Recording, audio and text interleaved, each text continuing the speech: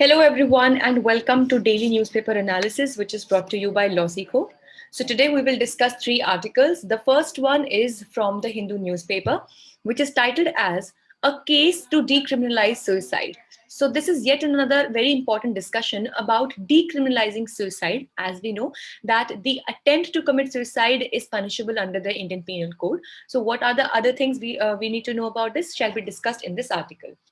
The second one is from the Indian Express, which is titled as What Government Proposes to Change in Film Certification. So, here some changes have been brought in the certification and censorship of the film, and the central government is being given more powers in this regard. So, what is this particular act, and what are the repercussions or the positive ends of this shall be discussed in this article. And finally, we have the post COVID capitalism, which is from the Indian Express. So in this article, we will understand as to once this COVID is done, and even during this time as well, what impact does it have on the economic setup of the world at large, and what could be the changes that it could bring in the coming times. So this newspaper analysis is presented to you by me. My name is Sheva Khan. I am a law graduate and had completed my degree in the year 2019 with a gold medal in my batch. I have been a national debater and a public speaker as well, and here at LawSeco, I'm working as the current affairs expert and manager for free content and outreach. If you wish to connect with me, you can always find me on my Twitter as well as LinkedIn handles. The links to both have been given in the description box below. So, this is the multiple choice question from yesterday's discussion. In which case, the courts interpreted the term bride under the Hindu Marriages Act 1955 to include trans women and intersex persons. Your options are Arun Kumar and Shrija versus IG of registration. Second, Shafeen Jahan versus Ashokan KM and others. Third, Shafeen Jahan versus Union of India, or none of the above. If you know this answer, you can put it down in the comment section below. This is a descriptive question from today's discussion. Will the aftermath of COVID 19 alter global capitalism in a way that the global financial crisis of 2008 did not? Critically analyze. Please keep in mind that whenever this term critically is used in the question, it asks you to analyze the given statement with the advantages as well as the disadvantages, which means that the positive sides and the negative both of the given statement have to be analyzed. If you wish to download the PDF of these slides or want to get other study material like the current affairs newsletters, monthly basis, and even quizzes and other study materials as well, then you can definitely join our Telegram channel. The link to this is given in the description box below, or you can simply just scan this QR code that you are seeing on your screens. Also, do not forget to follow us on our Instagram channels for Law Seeker Judiciary, Glad Prep, UGC etc. With this, let's start a discussion on the first article of the day, which talks about decriminalizing suicide. So, as per the data of the NCRB, which is the National Crime Record Bureau, so the rate of suicide has increased to 10.2 in 2018 from 9.1 in 2017. And unfortunately, but yet being the truth, India has the highest suicide rate in the Southeast Asian region as per the World Health Organization. So, at one side, when we talk about the growth and development of the country, that how much the people, the infrastructure, and the entire economy is growing, on the other side, it becomes very unfortunate and it becomes something that we really need to think about that India has the highest rate of suicide in the Southeast Asian region as per the WHO. And this is something that we really need to focus upon, because when we talk about the GDP system, that is when we try to calculate the economic value of the country, we do not take into account the happiness index, unlike the other countries, though we measure it, but we do not take it as seriously as we take the GDP. And definitely this happiness index, or whatever we are scoring on the happiness index, is something that is very important for us to know that how happy the citizens are. For example, a person may have crores and crores of rupees, but still he might not be happy. So definitely money and good economy, these definitely give better way of living or better standards of living. But this cannot be the only parameter to ascertain the happiness of a person, or just to ascertain that the person is not feeling any kind of mental illness, any kind of other trauma, unhappiness, or something like that. And that is why new policies should come in this direction as well. Now, when we talk about the criminalization of suicide, this is one topic and one segment of the Indian criminal system or the Indian justice system as such, that in the Indian Penal Code, Section 309 criminalizes an attempt to suicide. Now, here is a very interesting fact about it, that when we talk about various offenses that are committed under the Indian Penal Code, suicide is one offense whose commission, as in whose completion and commission or successful commission is not punishable, but only the attempt is punishable. Like, for example, we have murder under 302, and then we have attempt to murder that is under 307. So both the commission of murder as well as the attempt to commit the murder, both are offenses under the Indian Penal Code. But when it comes to suicide, then only the attempt to commit suicide is punishable, but not the entire commission of suicide. Because obviously, if a person, let's say XYZ, has already committed suicide, so he is no more, and that is why we have nobody to punish to.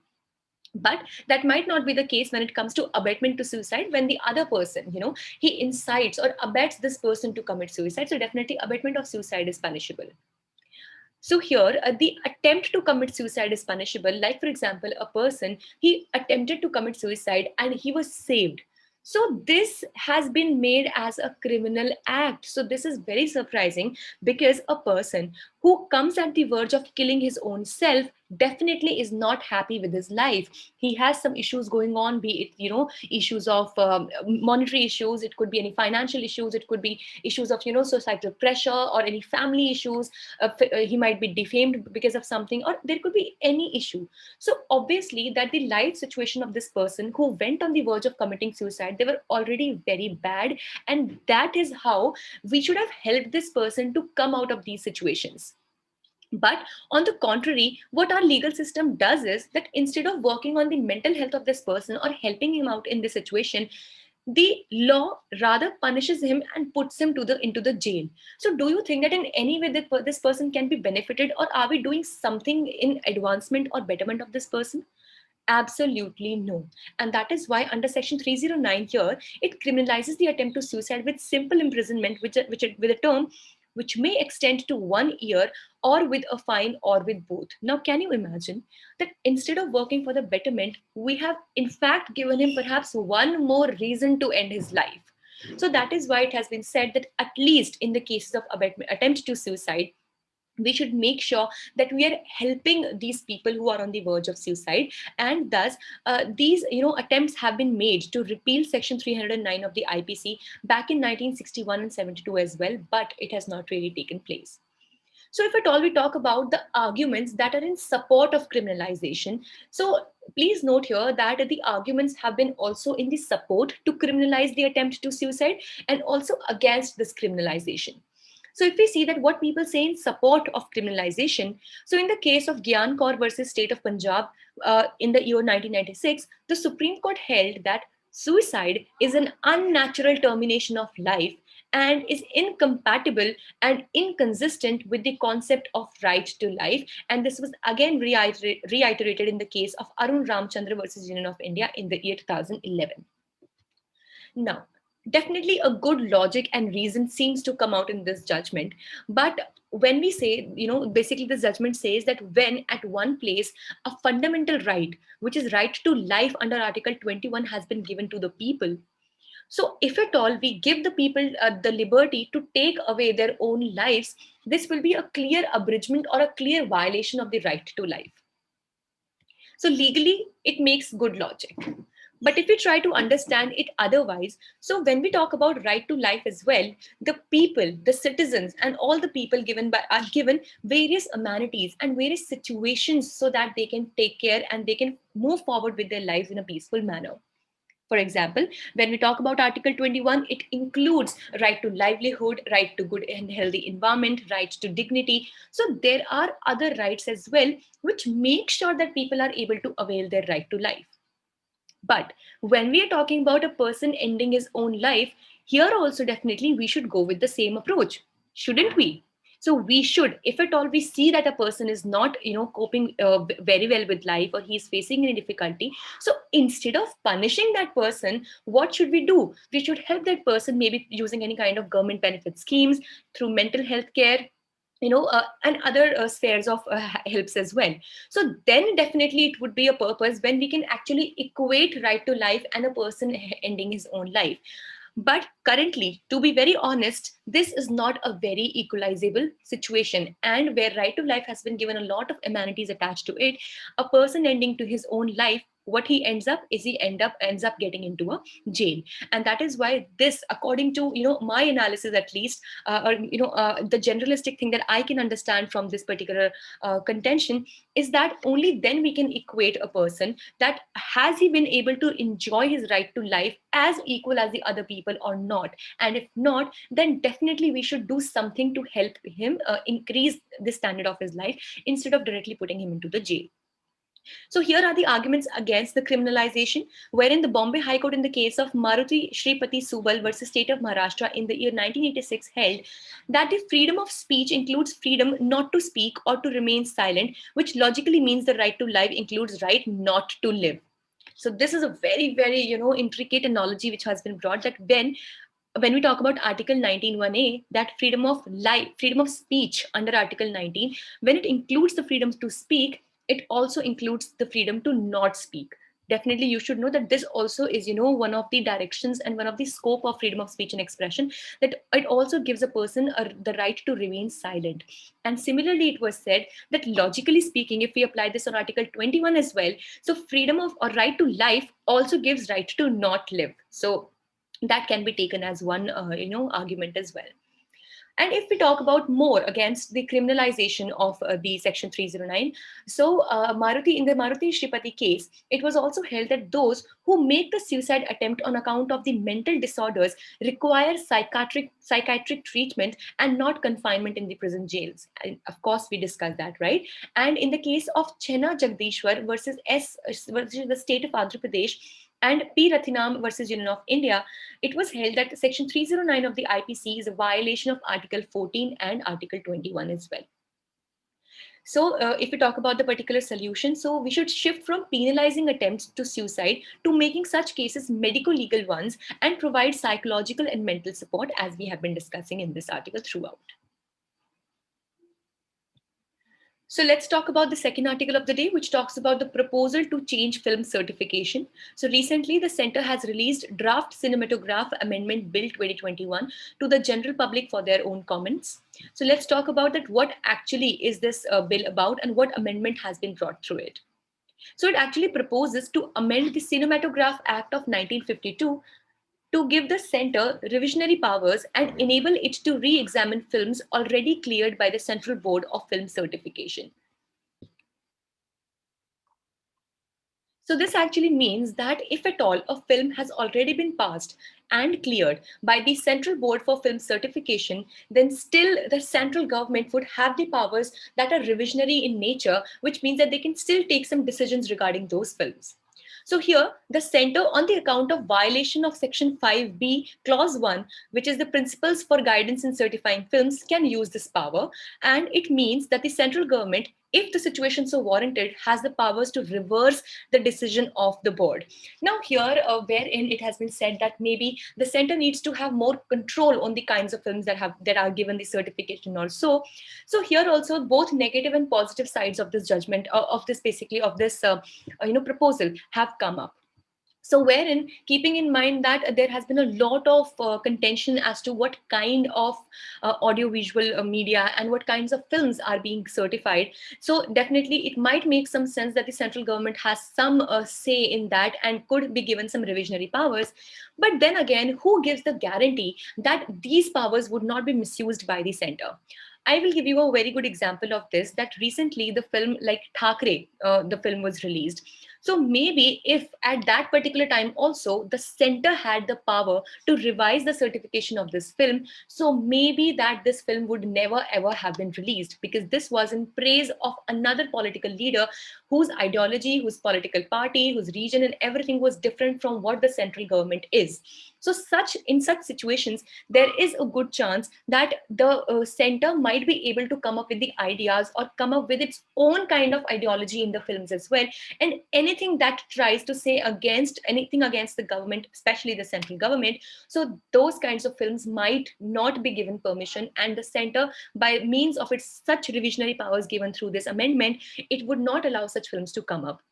Another very good example is the very famous film Nayak, in which was starring Anil Kapoor. So in that particular movie as well, if you remember, at the time of the release of that movie, there were so many protests going on, and it was said that the government did not want this movie to get released. But unless government at that point of time did not have such powers, and it was well within the movie was well within the limits of freedom of speech and expression and the reasonable restrictions as well, so still it made its way and got released in the mainstream cinema. But on the contrary, if we see the situation, if at all it comes after this draft cinematograph bill, it becomes an act. So in such situations, definitely there is a good chance that the government can actually motivate or demotivate such kind of media. So there was a judgment in the Karnataka High Court which was upheld in November 2020, and the decision was that the center cannot use its revisionary powers on films that have already been granted a certificate by the CBFC. Now, of course, the another point that is very important over here is that the Central Board of Film Certification, it already has a lot of experts sitting over there, and they also keep they make sure that the decency, morality, and other important aspects are touched, and it is not violated by the kind of films that are being released. Now, if you're giving overriding powers or revisionary powers to the government above the CBFC, this actually undermines the potential and also the credibility of the Film Certification Board. And definitely, this is not liked by the film industry at all. So if we talk about the significance of this, so it will actually, abolition of film certificate appellate tribunal would be there. Age-based certification might be done, or, it might depend as to what the government thinks forward in this direction. The provision against piracy may be brought, and eternal certificate could be brought. So these are the things that come along with this bill. And here the main contention is that the new draft makes space for the government's intervention. But yet again, this has to be seen that how much do we really need this intervention to take place. And if we talk about the subsection 1 of section 6, receipt of any references by the central government, film certified for public exhibition, and thus it is criticized by the filmmakers as well. So here that this has to be seen in the coming future as to how this unfolds in the coming times.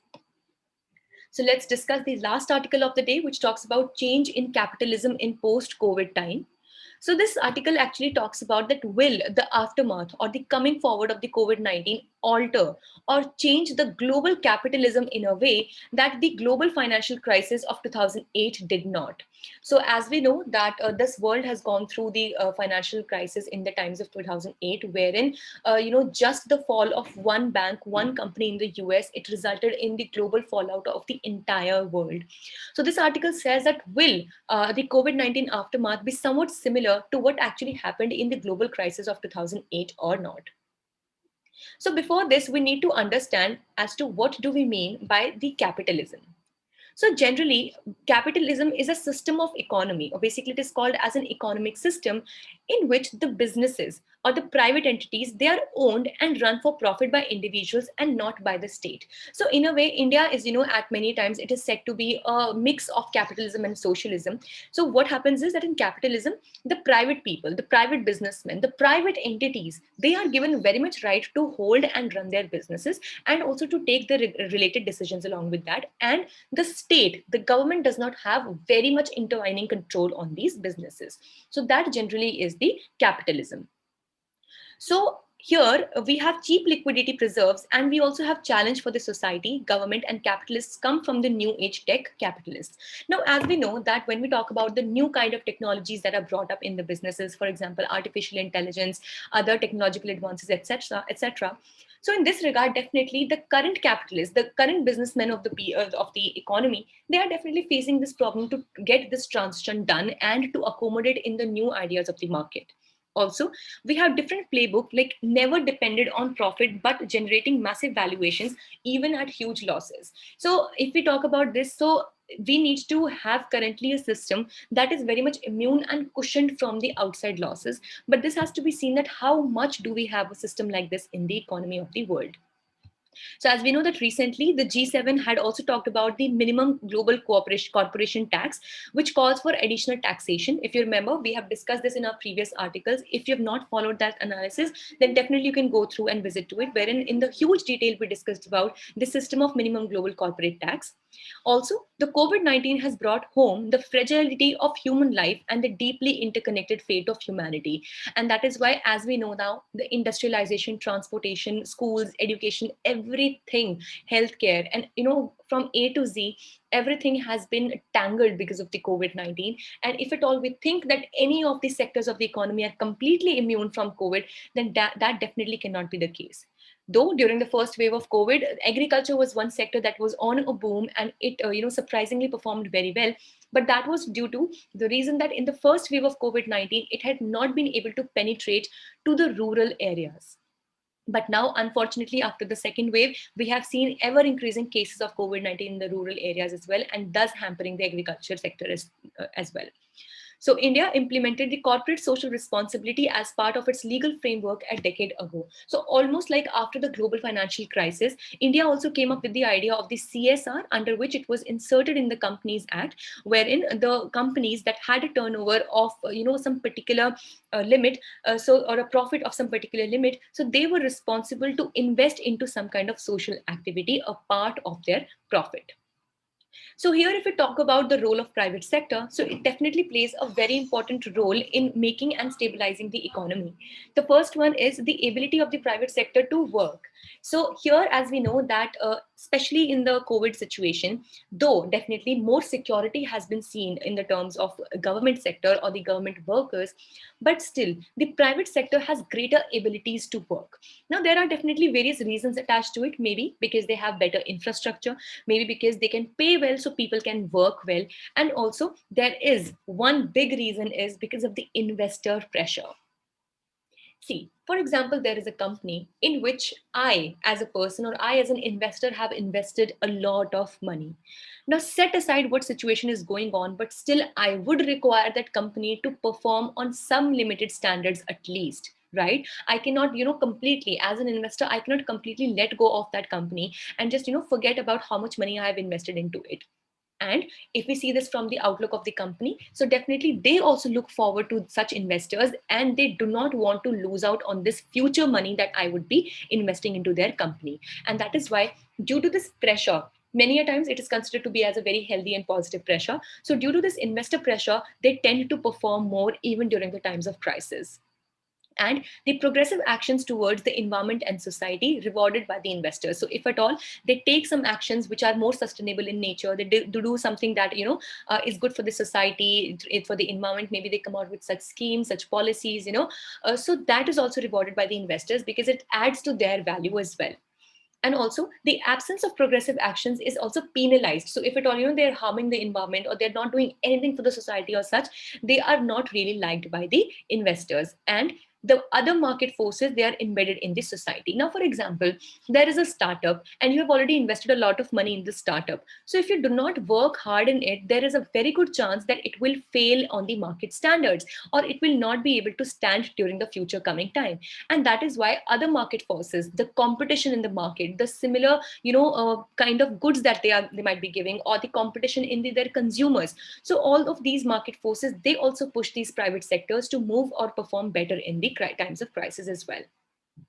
So this is an imperfect world is passing through a perfect storm, and thus it says that the capitalism would survive. So ultimately, this article says that the capitalism, that is the lead or the role of the private sector, will still remain, and it will still be able to survive even after this pandemic. And this is how important role that they play in the economy of the world. So with this, we are done for the day. We hope it was a good session for you. Thank you so much for staying tuned with LawSikho, and please subscribe to our channels if you like this discussion. Thank you.